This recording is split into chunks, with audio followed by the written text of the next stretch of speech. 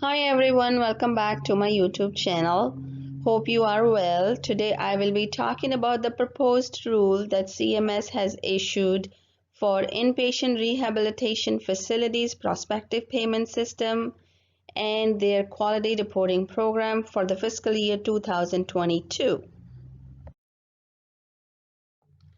On April 7, 2021, the Centers for Medicare and Medicaid Services, or CMS, issued a proposed rule that would update Medicare payment policies and rates for facilities under the Inpatient Rehabilitation Facility Prospective Payment System and the Inpatient Rehabilitation Facility Quality Reporting Program, or QRP, for fiscal year 2022.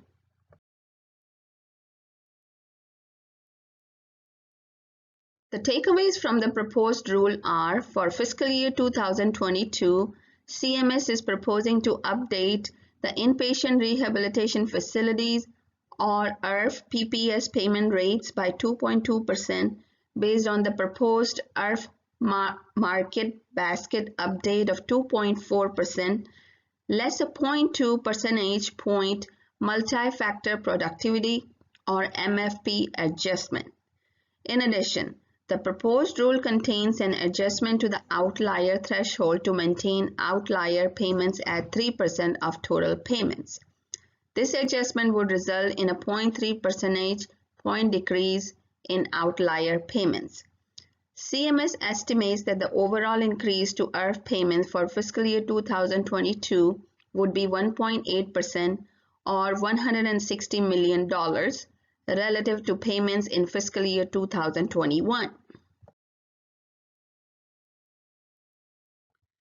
CMS's ongoing commitment to closing the health equity gap in IRFs has been demonstrated by the adoption of standardized patient assessment data elements, or SPADES, which include several social determinants of health, or SDOH, that were finalized in the fiscal year 2020 IRF PPS final rule for the IRF QRP, or Quality Reporting Program, which you can see in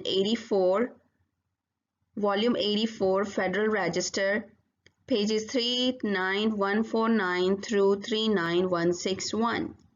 With this request for information, or RFI, CMS is also seeking comment on the possibility of expanding measure development and the collection of other SPADES that address gaps in health equity in the IRF Quality Reporting Program.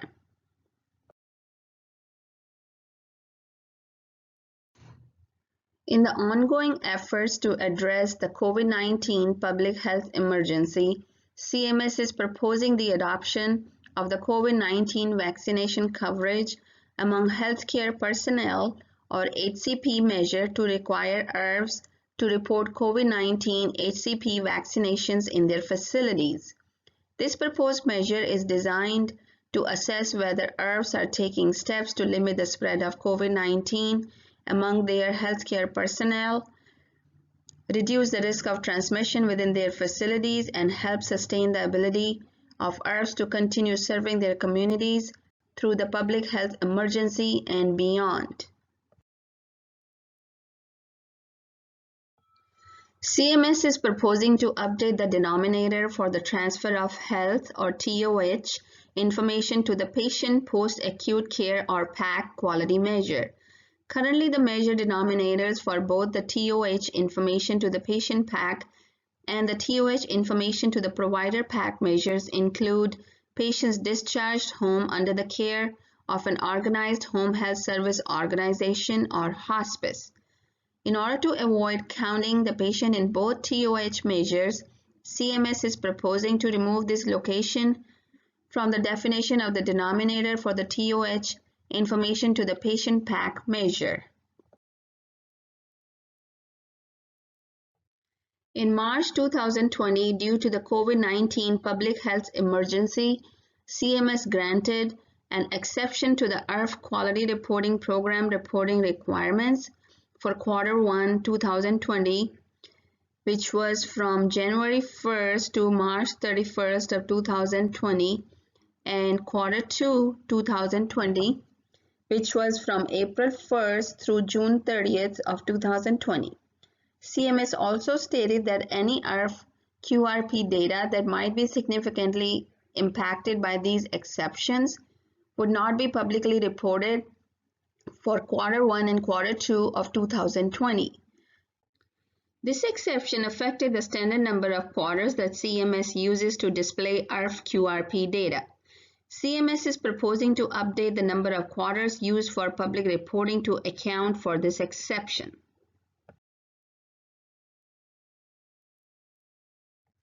CMS is working to further the mission to improve the quality of healthcare for beneficiaries through measurement, transparency, and public reporting of data.